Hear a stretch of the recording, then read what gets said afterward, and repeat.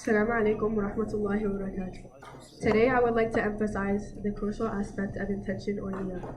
Islam teaches us that for any act of worship to be accepted, it must be accompanied by sincere intention. Having the right intention is important, but how many of us have reflected on it on a deeper level? How often do we find ourselves performing acts of worship not 100% for the sake of Allah subhanahu wa ta'ala, but to please others, to seek recognition, or to gain worldly benefits?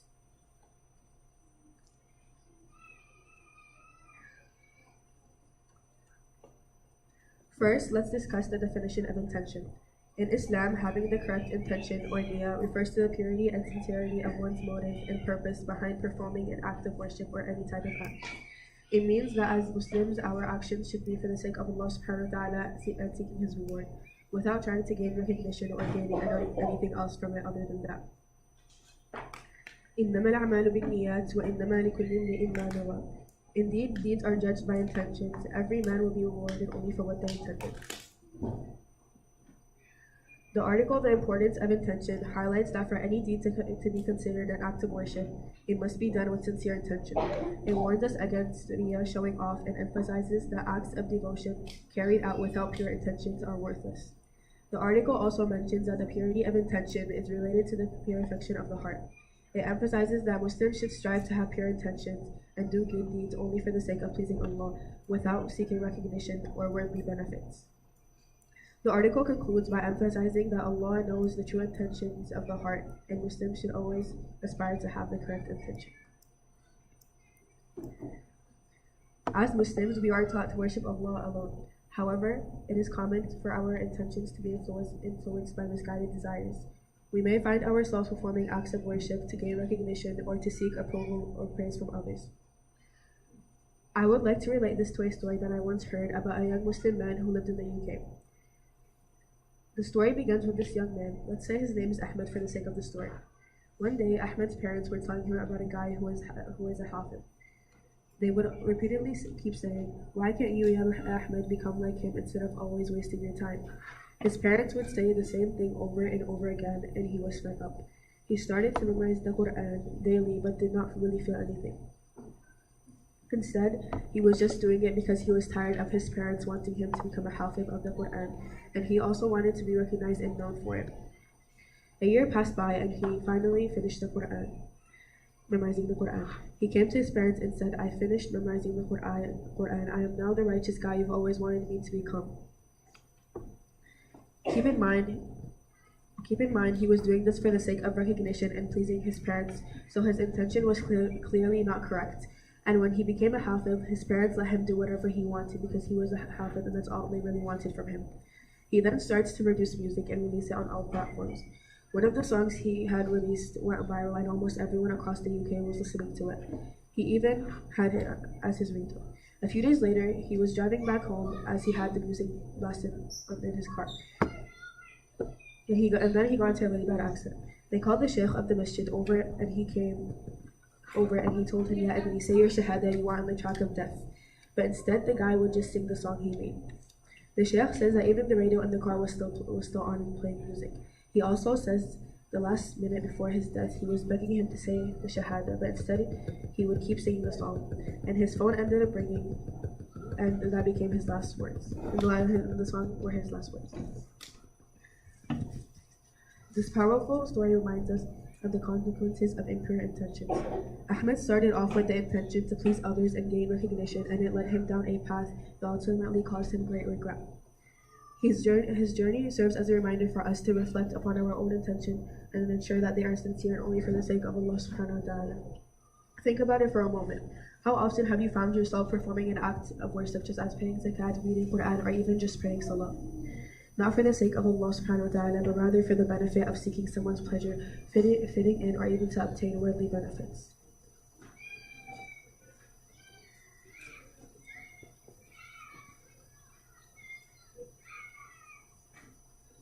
And then let us always remember that our true intentions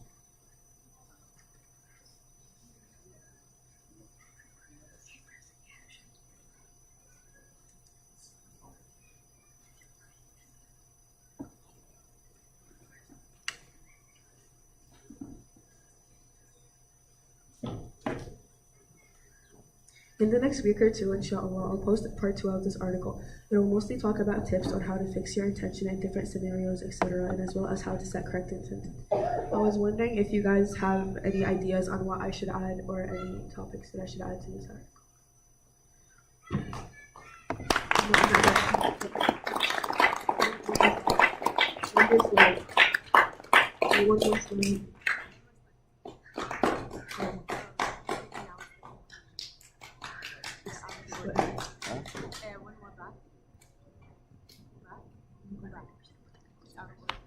Okay. Let us always remember that our true intentions reside within our hearts. Instead of worrying about what others may think of us, let us focus on the sincerity of our actions. How can we ensure that our intentions are pure? How can we strive to align our actions with our faith?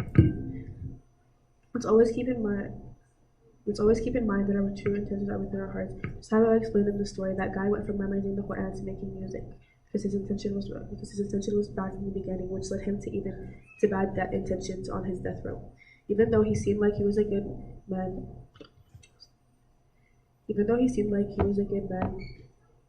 his intention only Allah subhanahu wa ta'ala truly knows them. Instead of worrying about what others may think of us, let's focus on the sincerity of our actions. We should avoid belittling the efforts of others and ensure that every act of worship we engage in is for the sake of pleasing Allah subhanahu wa ta'ala without seeking any worldly gains. It is crucial for all Muslims to strive for the purest intention in all that we do. Let us embrace this belief and continuously practice it in our lives. Thank you for your time. Remember, Allah knows the true intention of our hearts, and it is our duty to constantly evaluate and purify them. May Allah bless us with all sincere intentions and accept our actions of worship. Jazakallah khair.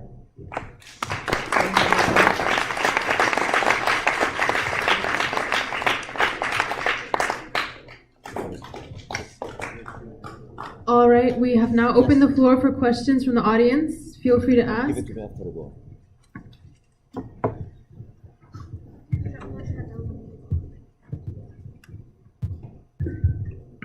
So, should our intentions only be for the sake of Allah, or can we have multiple intentions when we are doing something? Okay. I think your main intention should be for the sake of Allah subhanahu wa ta'ala. I mean, you can also be doing it for other benefits or to help someone, etc. But I think the main intention that you should focus on is the intention for the sake of Allah first, and then maybe you can add the little other. Are you sure, Shahad? Yeah. My understanding, if the intention is not 100% for the sake of Allah, it may not be accepted. I mean, yeah. Yes, I can. My intention is to help someone as an intermediate goal, because if I help someone, this is for the sake of Allah. But the point is, you don't want to be mixing the niyyah, 90% for the sake of Allah and 10% for fame or to show off. We want to do our best. For sure, we as human beings, our intention can deviate. But for sure, we should try to make it 100%. You wrote in your article, Shahad, if I read your article correctly, that Allah does not need any partners in the deed. If there is partners in the deed, Allah would leave this deed for the partners, and Allah will not reward for this. This is in your article, ya Shahad. Yeah. Am I correct? Yeah. Did you copy and was it ChatGPT or what? No. Okay. 2 points, Shahad, for you. The first point I want to suggest for part 2 is how can we take some actions to fix our intentions, and you can comment on this. You showed us in the first part of the article, intention is important, but how can we fix our intention? This is suggestion for part 2. The second point I want you to comment, and then you can ask help from the review team. There is something we may be suffering from in terms of the reflection articles. Many authors want to be anonymous. Do you think this is good or this is bad? Is it good for the intention or is it bad? Because whenever we arrange for a conference, we want to get the speaker to be in public and talk. Like for example, for me myself, I can say, I care for my intention, I don't want to speak in public, I will never give a halaqah in Tamkeen to make sure my intention is good. So should everyone, just for the sake of intention, become anonymous and be silent? What is the balance? When should we talk in public to give a message, and when should we be anonymous to save our intention? Barakallahu feek. You can comment on this, please. I mostly think that it depends on the person. If the person is not sure about their intention, I think they should rather keep it anonymous, so that if someone praises them for the article, etc., they don't lack their intention. But I'm not sure about my intention, Shahad. Should I cancel all the Tamkeen halaqas? I remember one day when I was sitting with my sheikh. My sheikh in front of the crowd, he said, if you think that I'm doing this halaqa sincerely for the sake of Allah without showing off, raise up your hand. And then he said, and if I see anyone raising up his hand, I'm gonna come and cut your hands. This is what my sheikh was saying. And he said, even me myself, I am not sure. This is my sheikh saying many years ago. Even me myself, I am not sure if I'm doing this 100% for the sake of Allah. So how can we solve this problem? No one can guarantee his intention is 100% for the sake of Allah. Yeah. I think mostly just do your part, like make sure, like before you start an act or any type of worship or any act in general. I think set the intention with your heart, like in your mind, say that this is for the sake of Allah. This is not for anyone else. This is the sake for Allah Subhanahu wa Taala, not for the sake of anyone. So should authors be anonymous or should they write their names?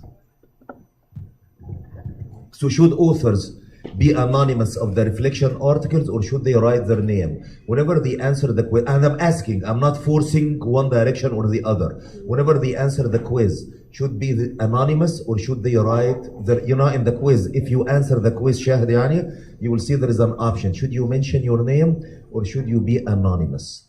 And we can advocate for either one of them. You are anonymous for your intention, but you are mentioning your name so that people and the younger girls know who you are and know your opinion so that they come for you in the future and ask advice. Everyone is anonymous. Who the younger girls are gonna go to seek advice? And I'm gonna... Oh, sorry, I'm not. Did you fall asleep? Yeah. Oh no. I think it just if you wanna I think again it depends on the person. If they want to I guess if they want to share who they are. I mean, if you're not 100% sure with your intention, I think maybe be anonymous. And maybe